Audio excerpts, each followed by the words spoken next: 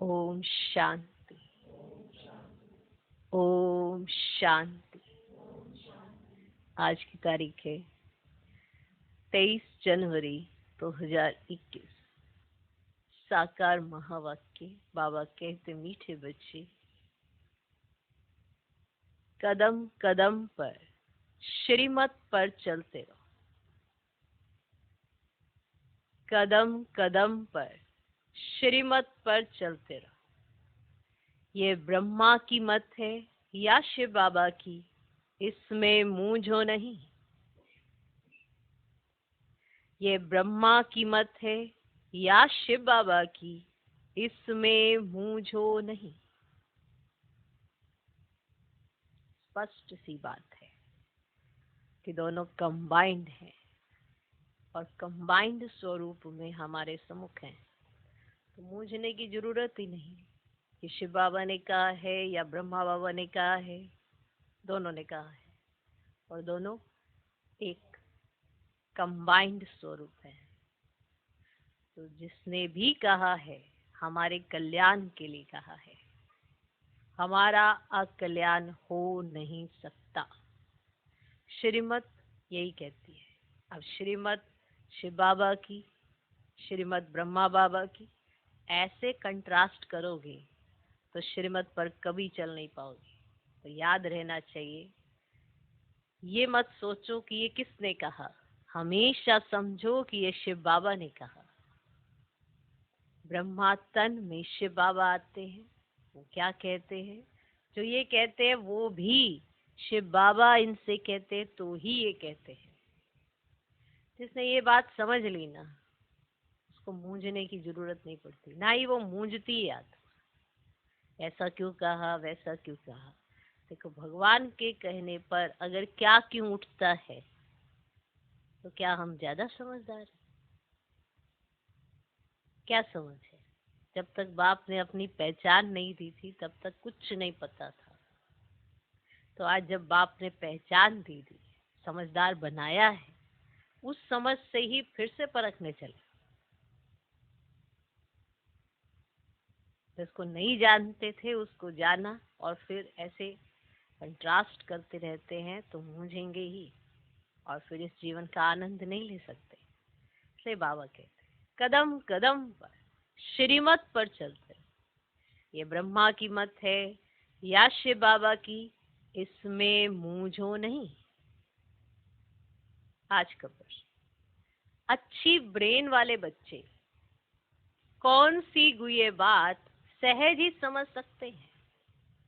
अच्छी ब्रेन वाले बच्चे, जिनका दिमाग अच्छा है, उनको ये बात बहुत सहज ही समझ आ जाती है। अब जिन्हें ये बात समझ आ गई, उनकी ब्रेन अच्छी।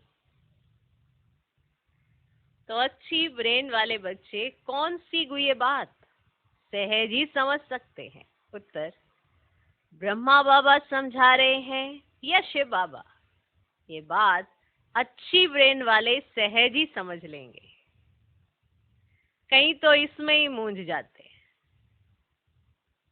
बाबा कहते बच्चे, बाप दादा दोनों इकट्ठे हैं।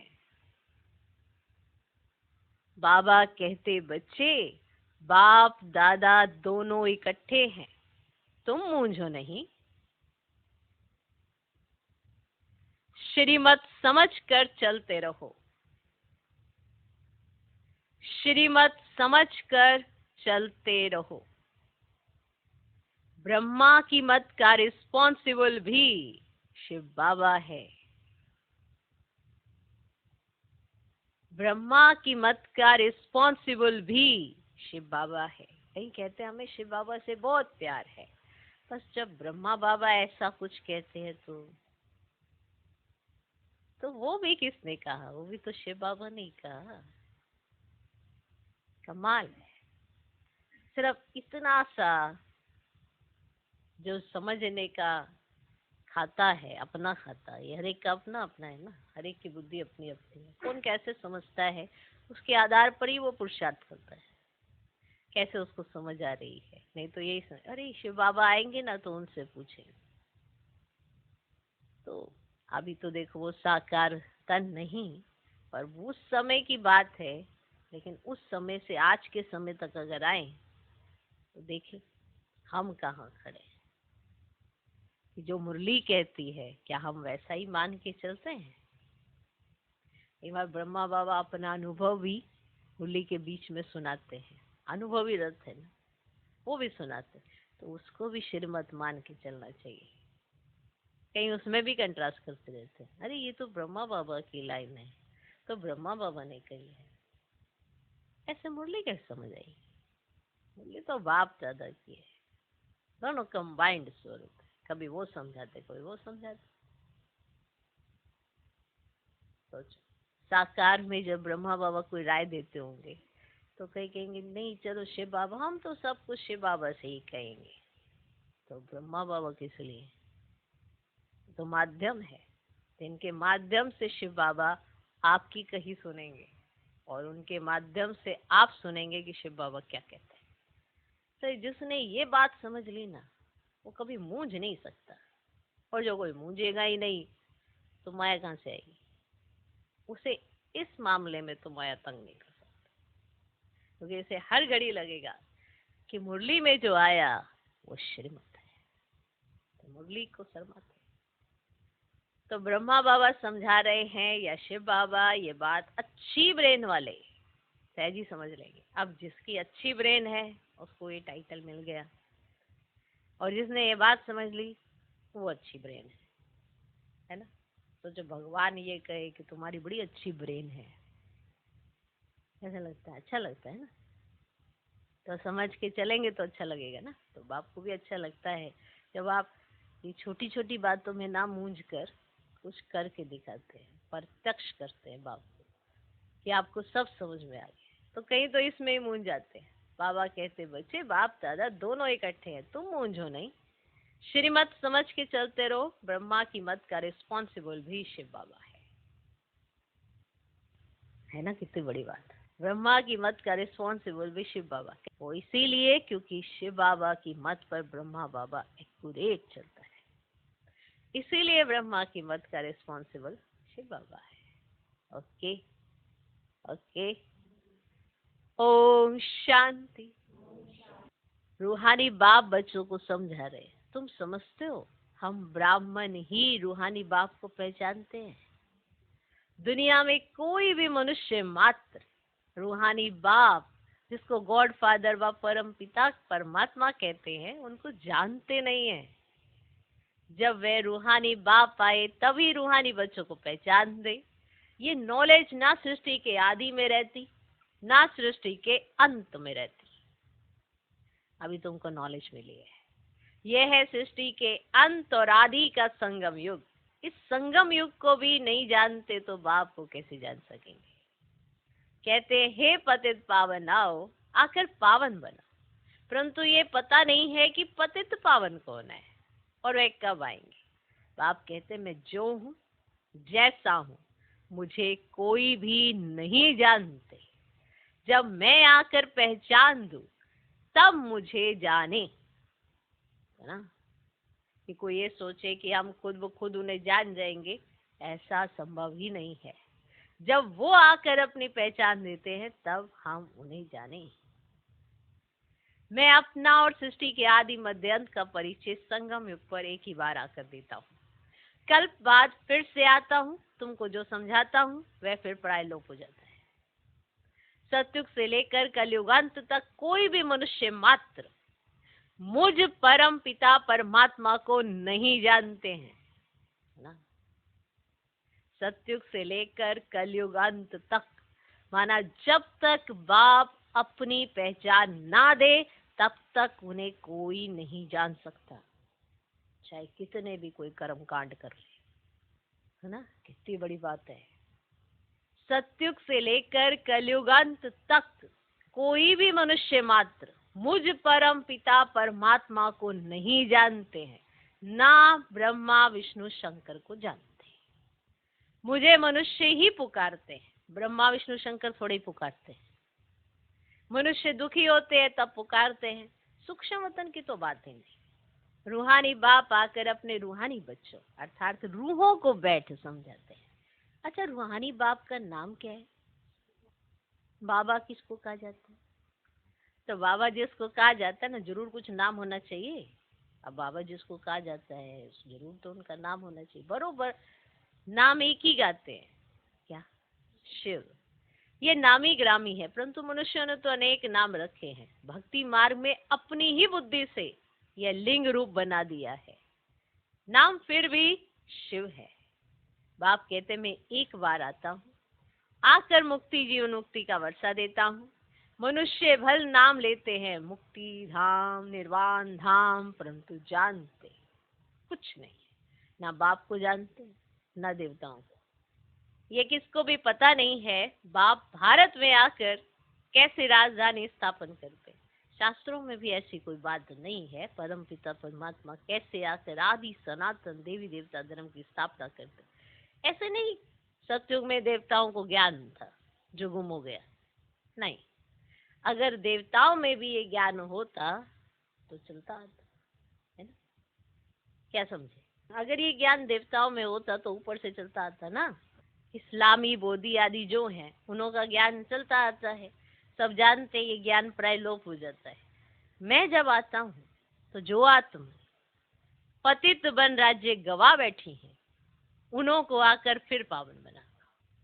भारत में राज्य था, फिर गवाया कैसे है वह भी किसको पता नहीं। इसलिए बाप कहते हैं बच्चों की कितनी तुच्छ बुद्धि बन गई है। मैं बच्चों को ये ज्ञान दे प्रालब्ध देता हूँ, फिर सभी भूल जाते। कैसे बाप आया, कैसे बच्चों को शिक्षा दी, वह सब भूल जाते। ये भी ड्रामा में नूंद है। बच्चों को विचार सागर मंथन करने की बड़ी बुद्धि चाहिए। बाप कहते ये जो शास्त्र आदि तुम पढ़ते आए हो ये सत्युग त्रेता में नहीं पढ़ते थे, वहां थे ही नहीं। तुम ये नॉलेज भूल जाते हो, फिर गीता आदि शास्त्र कहाँ से आया? जिन्होंने गीता सुनकर ये पद पाया है वही नहीं जानते तो और फिर कैसे जान सकते? देवताएं भी जान नहीं सकते, हम मनुष्य से देवता कैसे बने? वह पुरुषार्थ का पार्ट ही बंद हो गया, तुम्हारी प्रारब्ध शुरू हो गई, वहां यह नॉलेज हो कैसे सकती? आप समझ में आया कि सत्युग त्रेता में न तो शास्त्रों की नॉलेज है ना ये वाली नॉलेज है। पुरुषार्थ से प्रारब्ध पाई तो पुरुषार्थ का पार्ट पूरा हो गया, तो ये ज्ञान सुनना सुनाना पूरा हो गया। भक्ति का कोई भी वहां पे कर्म कांड नहीं होता है, ना शास्त्र होते हैं, ना भक्ति होती है, ना ये ज्ञान होता है। वहां पर इस ज्ञान की प्रारब्ध होती है, तो वहां ये नॉलेज हो कैसे सकती? बाप समझाते ये नॉलेज तुमको फिर से मिल रही है। तो बात समझ में है कि सत्युग त्रेता में देवी देवताओं को ना शास्त्रों की ये नॉलेज नहीं होती है, ना ये इस ज्ञान की नॉलेज होती है। बात समझ में आई? तो किस तरह से नीचे चले आते हैं। तो बाप समझाते ये नॉलेज तुमको फिर से मिल रही है। कल्प पहले मिसल तुमको राजयोग सिखलाए, प्रारब्ध दी जाती है, फिर वहां तो दुर्गति है ही नहीं, तो ज्ञान की बात भी नहीं उठ सकती। अब ज्ञान है ही सदगति पाने के लिए, वे देने वाला एक बाप है। अब सदगति और दुर्गति का अक्षर यहाँ से ही निकलता है। सदगति को भारतवासी ही पाते हैं, समझते हैं ओनली गॉड फादर ने हेवन रचा था। कब रचा ये कुछ भी जानते पता ही नहीं। शास्त्रों में लाखों वर्ष लिख दिया है। बाप कहते बच्चों तुमको फिर से नॉलेज देता हूँ, फिर ये नॉलेज खलास हो जाती है तो भक्ति शुरू होती है। बात समझ में आ रही है किस तरह से बाबा समझा रहे? अब आधा कल्प है ज्ञान, आधा कल्प है भक्ति, ये भी कोई नहीं जानते। तो क्या तुम जानते हो? कैसे जानते हो? अपने आप, मतलब माँ बाप ने नहीं बताया, ना शिव बाबा ने नहीं बताया, तो कैसे पता पड़ा? अपना परिचय दिया तभी तो पता पड़ा ना। उसी बात को समझाने के लिए बाबा इतना समझा कि देखो ना सत्युग त्रेता में ये ज्ञान है, ना किसी और के पास ये ज्ञान, मैं ही देता हूँ आपको। तो बात समझ में आई? कंट्रास्ट समझ में आया? तो आधा कल्प है ज्ञान और आधा कल्प है भक्ति, ये भी कोई नहीं जानते। सत्यु की आयु ही लाखों वर्ष दे दी है उसको, तो मालूम कैसे पड़े? अब 5000 वर्ष की बात भी भूल गए तो लाखों वर्ष की तो बात ही कैसे जान सकेंगे? जब 5000 वर्ष की याद नहीं रह रही तो लाखों वर्ष में कितने 5000? उसकी बात कहाँ से याद है? कुछ भी समझते नहीं। बाप कितना सहज समझाते हैं। कल्प की आयु 5000 वर्ष है, युग ही 4 है, चारों का इक्वल टाइम है 1250 वर्ष। समझा? अब ब्राह्मणों का ये मिड गेट युग है, सुना, बहुत छोटा है उन 4 युगों से। कहाँ वो 1250 का ये छोटा सा संगम युग। तो बाप भिन्न भिन्न रीति से नए नए पॉइंट्स सहज रीति बच्चों को समझाते रहते हैं। धारणा तुमको करनी है, मेहनत तुमको करनी है। ड्रामा अनुसार जो समझाता आया हूँ वह पाठ चलाता। जो बताने का था वही आज बता रहा हूँ। इमर्ज होता रहता है, तुम सुनते जाते हो। तुमको ही धारण करना और कराना है, मुझे तो धारण नहीं करना है। तुमको सुनाता हूँ, धारण कराता हूँ। हमारी आत्मा में पार्ट है पतितों को पावन बनाने का। जो कल पहले समझाया था वही निकलता रहता है। मैं पहले से जानता नहीं था कि क्या सुनाऊंगा, है ना। ऐसा थोड़ा कि बाबा आज सोचेंगे, आज चलो इन्हें ड्रामा पे ही समझा देते, ऐसा थोड़ा बाबा सोच के आते। जैसे आप कोई क्लास लेते हो ना, या फिर कुछ किसी को समझाते हो तो कहते आज चलो इस पे समझा देते। तो मनुष्य ऐसा सोचता है। भगवान तो ऊपर से नीचे आता है और आपके जो वाइब्रेशंस होते हैं, जिसके जो संकल्प होते हैं, आप बच्चे सब सम्मुख बैठते हैं तो बाबा वो कैच करते हैं और बाबा सुनाते हैं। वंडर है, बहुत ही वंडर है। कैसा ये खेल बना है। नहीं? बाबा ऐसे कोई सोच के नहीं आता है कि आज इस पे समझाऊंगा, आज इस पे समझाऊंगा, आज इस पॉइंट को क्लियर करूंगा, आज उस पॉइंट को क्लियर होगा। ऐसे नहीं, बड़ा वंडर है। नहीं, कैसा लगता होगा देखो। बाबा आता है, ब्रह्मा बाबा बैठे, शिव बाबा आए। अब दोनों बाबा को नहीं पता है ना किस पे समझाएं। चलो फिर भी ब्रह्मा बाबा तो विचार सागर मंथन किसी पॉइंट पे करेंगे, पर ये तो कभी नहीं सोचते ना कि आज शिव बाबा किस पर समझाएं। ऐसा नहीं होता। बड़ा विचित्र सा खेल है। और कई बच्चे यही नहीं समझ पाते कि समझा कौन रहे हैं। जबरदस्त। ओके, तो तुमको सुनाता हूँ, धारण कराता हूँ। हमारी आत्मा में पार्ट है पतितों को पावन बनाने का। जो कल पहले समझाया था वही निकलता रहता है। मैं पहले से जानता नहीं था कि क्या सुनाऊंगा। भले इनकी सोल विचार सागर मंथन करती हो, ये विचार सागर मंथन कर सुनाते हैं या बाबा सुनाते हैं, ये बड़ी गुह्य बातें हैं। इसमें ब्रेन बड़ी अच्छी चाहिए। ये इनका विचार सागर मंथन या शिव बाबा की सुनाते हैं, इसमें ब्रेन बड़ी अच्छी चाहिए। जिसको ये बात स्पष्ट हो जाती है ना, वो कभी मूझ नहीं सकता। जो सर्विस में तत्पर होंगे उनका ही विचार सागर मंथन चलता होगा। वास्तव में कन्याएं बंधन मुक्त होती है। वे इस रूहानी पढ़ाई में लग जाए, बंधन तो कोई है नहीं। कुमारियां अच्छा उठा सकती हैं, उनको है ही पढ़ना और पढ़ाना। उनको कमाई करने की दरकार नहीं है। कुमारी अगर अच्छी रीति से यह नॉलेज समझ जाए तो सबसे अच्छी है। सेंसिबल होगी तो बस इस रूहानी कमाई में लग जाएगी। कई तो शौक से लौकिक पढ़ाई पढ़ती रहती है, समझाया जाता है इसमें कोई फायदा नहीं। तुम ये रूहानी पढ़ाई पढ़कर सर्विस में लग जाओ, वह पढ़ाई तो कोई काम की नहीं है। पढ़कर चले जाते हैं गृहस्थ व्यवहार में। अब जितनी भी पढ़ाई करेंगी, है ना, पढ़ाई की तो जाएंगी कहाँ? गृहस्थ व्यवहार में। तो अगर पढ़ा है लिखा है सब कुछ, तो बाबा के घर में आके अच्छी तरह से और ये वाली पढ़ाई पढ़ो ना। तो बाबा ऐसे समझाते, क्योंकि कुमारियां जो है ना बंधन मुक्त है। पढ़कर चले जाते हैं, वो लौकिक पढ़ाई पढ़कर चले जाते हैं गृहस्थ व्यवहार में। गृहस्थी माताएं बन जाती हैं। कन्याओं को तो इस नॉलेज में लग जाना चाहिए। कदम कदम श्रीमत पर चल धारणा में लग जाना है। मम्मा शुरू से आई और फिर इस पढ़ाई में लग गई। कितनी कुमारियां तो गुम हो गई।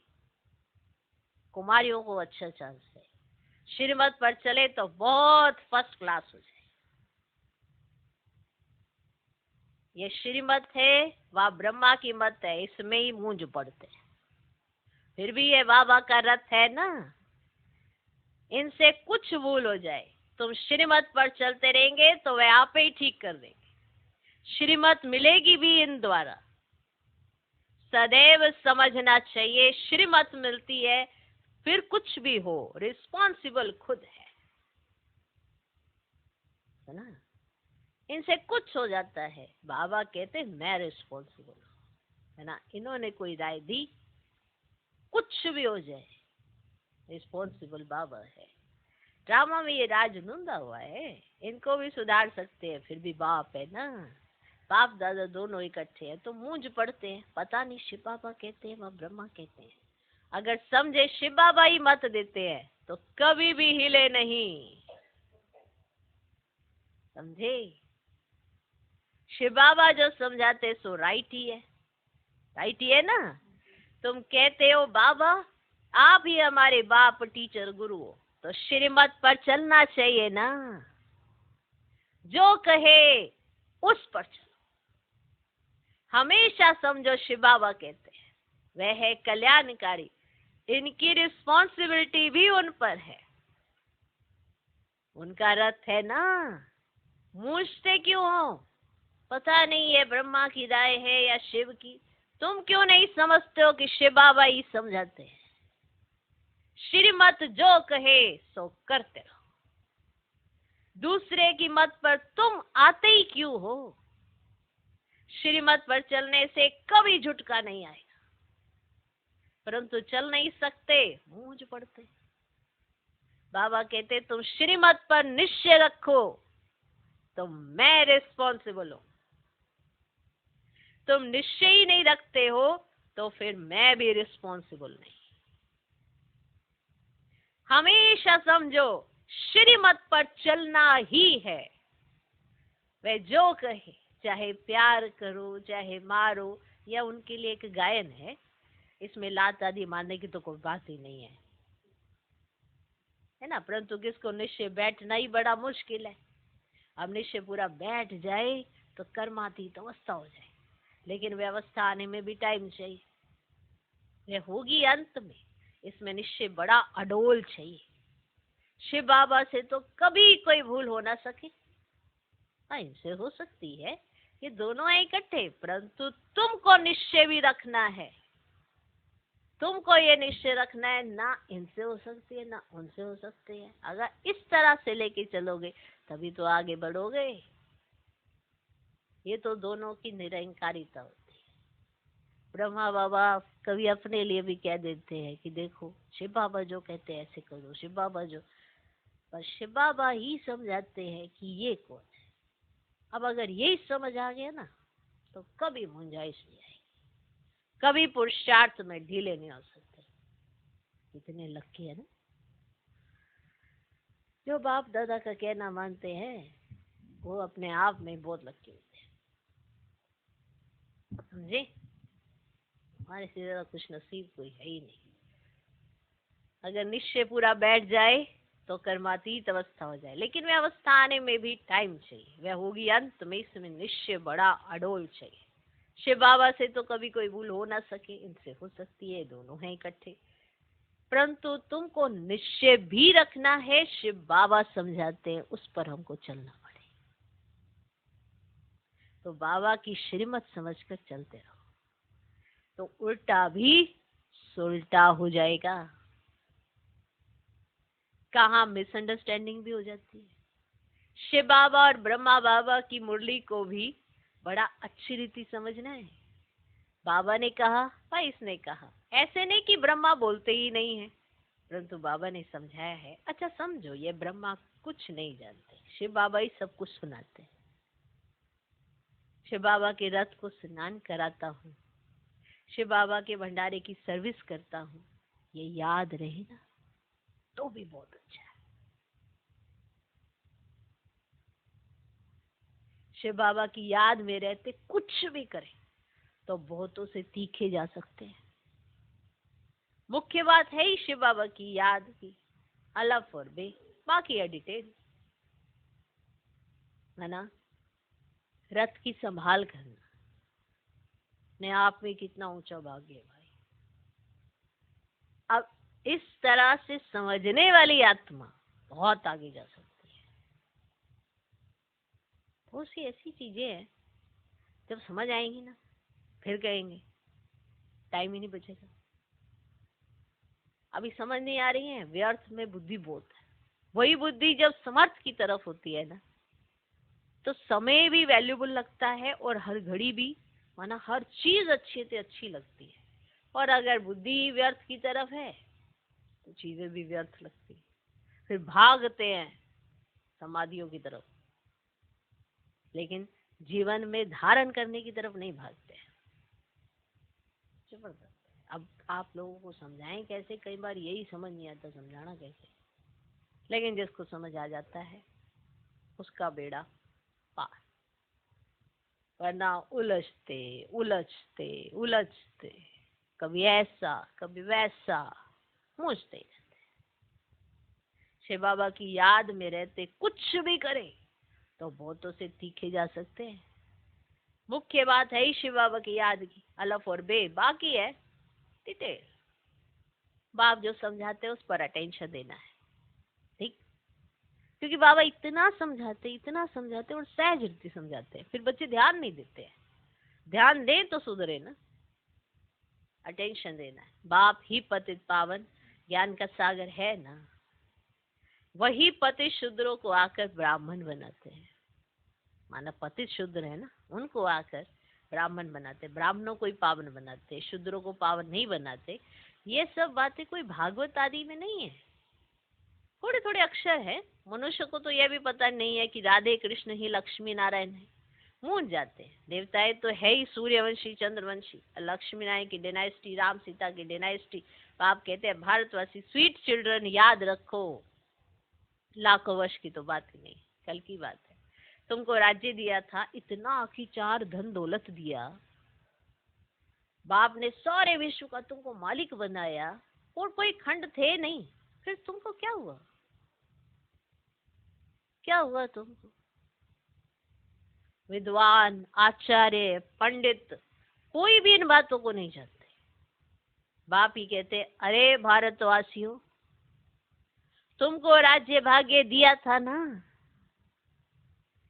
तुम भी कहेंगे, शिव बाबा कहते इतना तुमको धन दिया, फिर तुमने क्या गवा दिया? बाप का वर्षा कितना जबरदस्त है। बाप ही पूछते हैं ना, वह बाप चला जाता है तो मित्र संबंधी पूछते हैं, बाप ने तुमको इतने पैसे दिए, सब कहाँ गए भाई, ऐसे पूछते हैं। तब यह तो बेअद का बाप है। बाप ने कोड़ी से हीरे जैसा बनाया, इतना राज्य दिया, फिर पैसा कहाँ गया? तुम क्या जवाब देंगे? किसको भी समझ में नहीं आता है। तुम समझते हो बाबा पूछते ठीक है, इतने कंगाल कैसे बने हो? पहले सब कुछ सतो प्रधान था, फिर कला कम होती गई तो सब कुछ कम होता गया। सतयुग में तो सतो प्रधान थे, लक्ष्मी नारायण का राज्य था। राधे कृष्ण से लक्ष्मी नारायण का नाम जास्ती है, उन्हों की कोई गलानी नहीं लिखी है और सबके लिए निंदा लिखी हुई है। लक्ष्मी नारायण के राज्य में कोई दैत्य आदि नहीं बताते हैं। तो ये सब समझने की है बातें, तो ये सब बातें समझने की हैं। बाबा ज्ञान धन से झोली भर रहे हैं। बाप कहते बच्चे इस माया से खबरदार रहो। अच्छा सोचो, भगवान जब समझाते हैं तो इसीलिए समझाते कि ये समझ जाए। जब वो बच्चे समझ जाते हैं तो बाप को खुशी होती है, लेकिन अगर अटेंशन ही नहीं देंगे तो समझेंगे भी कैसे? इसलिए कहा जाता है अटेंशन दो जो बाबा समझाते हैं। अच्छा, मीठे मीठे सिकिलदे बच्चों प्रति माता पिता बाप दादा का याद प्यार और गुड मॉर्निंग। रूहानी बाप की रूहानी बच्चों को नमस्ते। हम रूहानी बच्चों की भी रूहानी बाप को नमस्ते नमस्ते नमस्ते। Good morning good morning good morning. धारणा के लिए मुख्य सार पहला पॉइंट, सेंसिबल बन, सच्ची सेवा में लग जाना है। सेंसिबल बन, सच्ची सेवा में लग जाना है। जवाबदार एक बाप है, इसलिए श्रीमत में संशय नहीं उठाना है। जवाबदार एक बाप है, इसलिए श्रीमत में संशय नहीं उठाना है। निश्चय में अडोल रहना है। सेंसिबल बन, सच्ची सेवा में लग जाना है। जवाबदार एक बाप है, इसलिए श्रीमत में संशय नहीं उठाना है। निश्चय में अडोल रहना है। है ना। ऐसा कोई कारण ही ना बने जो आप हिलो डुलो। यज्ञ निवासी या यज्ञ में किसी भी चीज पर आपको अगर हल्का सा भी कुछ ऐसा हुआ ना, ऐसा क्यों, ये निश्चय की निशानी नहीं है। जो नजर से आप दूसरों के स्वभाव संस्कार देखते रहते हो, उतनी ही नजर अपने ऊपर भी रखो, क्योंकि आपको तो कोई ड्यूटी भी नहीं दी गई है कि आप दूसरों पे नजर रखो। आप क्या सिक्योरिटी वाले हो जो बार देखते रहते हो बार बार ऐसे कौन आ रहा है कौन जा रहा है? अपने ऊपर देखो कि आपके अंदर माया के कौन से तूफान आ रहे हैं जा रहे हैं। भगवान साथ में खड़ा हो और निश्चय में डावाडोल होते वाला ही रोता है, वरना निश्चय बुद्धि कभी हिलता भी नहीं है, ना संकल्पों से ना कर्मों से। ठीक, ये ऐसा क्यों करता है, वो ऐसा क्यों करता है, वो ऐसा क्यों करता है, ये सब संशय की निशानी है। तो सेंसिबल बन सच्ची सेवा में लग जाना है। जवाबदार एक बाप है, इसलिए श्रीमत में संशय नहीं उठाना है, निश्चय में अडोल रहना है। दूसरा पॉइंट, विचार सागर मंथन कर बाप की हर समझानी पर अटेंशन देना है। विचार सागर मंथन कर बाप की हर समझानी पर अटेंशन देना है। स्वयं ज्ञान को धारण कर दूसरों को सुनाना है। जिसके जीवन में श्रीमत का ये पालन होगा वही दूसरों को सुना भी पाएगा, समझा भी पाएगा, और जिसके जीवन में नहीं होगा तो वो तो बस ताने ही देता रहेगा। तो स्वयं ज्ञान को धारण कर दूसरों को सुनाना है। आज का वरदान, अपने प्रत्यक्ष प्रमाण द्वारा बाप को प्रत्यक्ष करने वाले श्रेष्ठ तकदीरवान भव। अपने प्रत्यक्ष प्रमाण द्वारा बाप को प्रत्यक्ष करने वाले श्रेष्ठ तकदीरवान भव। कोई भी बात को स्पष्ट करने के लिए अनेक प्रकार के प्रमाण दिए जाते हैं, लेकिन सबसे श्रेष्ठ प्रमाण प्रत्यक्ष प्रमाण है। ऐसे होता है। प्रत्यक्ष प्रमाण अर्थात जो हो जिसके हो उसकी समृद्धि में रहना। जो बच्चे अपने यथार्थ व अनादि स्वरूप में स्थित रहते हैं वही बाप को प्रत्यक्ष करने के निमित्त है। उनके भाग्य को देखकर भाग्य बनाने वाले की याद स्वतः आती है। वाह, क्या जबरदस्त बात। मतलब बाबा को प्रत्यक्ष करने के लिए कितनी सहसी युक्ति है। तो जो बच्चे अपने यथार्थ व अनादि स्वरूप, अब ये अनादि और आदि स्वरूप क्या होता है? अनादि स्वरूप ज्योति बिंदु निराकार स्वरूप, उसमें समाये गुण और शक्तियां, उसका प्रत्यक्ष स्वरूप। आदि स्वरूप कौन सा है? देवी देवता स्वरूप, उसमें समाये सर्व गुण सर्व कलाओं का स्वरूप। अब ये सब आत्मा के अंदर प्रत्यक्ष रूप में होना चाहिए, मतलब दिखाई देना चाहिए। तो जो अपने यथार्थ व अनादि स्वरूप में स्थित रहते हैं वही बाप को प्रत्यक्ष करने के निमित्त है। माना जो इस स्वरूप में रहते हैं, गुणों में शक्तियों में सब प्रत्यक्ष दिखाई देता है, उनके जीवन से नजर आता है, तो वही बाबा को प्रत्यक्ष करने के निमित्त बनते हैं। आपका जीवन बताता है कि आप बाबा की डायरेक्शन पर कितना चलते हो या आपको बाबा से कितना प्यार है। बार बार कहते रहने से प्यार साबित नहीं होता। आप अपने जीवन से दिखाते हो कितना आप उनको फॉलो करते हो, कितना उनके कहने पर चलते हो। तो दूसरे कहते हैं क्या, इनको बाबा से बड़ा प्यार है। क्या कहते हैं? इनको बाबा से बड़ा प्यार है। नहीं, उनके भाग्य को देखकर, अब प्यार है तो अपने भाग्य पर नाज भी होगा, है ना। उनका चेहरा भी बताएगा कि मेरा भाग्य कितना ऊंचा है। तो उनके भाग्य को देखकर भाग्य बनाने वाले की याद आती है कि आखिर भी इनका भाग्य किसने ऐसा बनाया है, कौन है वो। तो उनके पीछे छिपे हुए बाप को प्रत्यक्ष करने के लिए वो अपने जीवन का प्रत्यक्ष प्रमाण देते हैं। समझे? तो उनके भाग्य को देखकर भाग्य बनाने वाले की याद स्वतः आती है। आज का स्लोगन, अपने रहम की दृष्टि से हर आत्मा को परिवर्तन करने वाले ही पुण्य आत्मा है। अपने रहम की दृष्टि से हर आत्मा को परिवर्तन करने वाले ही पुण्य आत्मा है। ओम शांति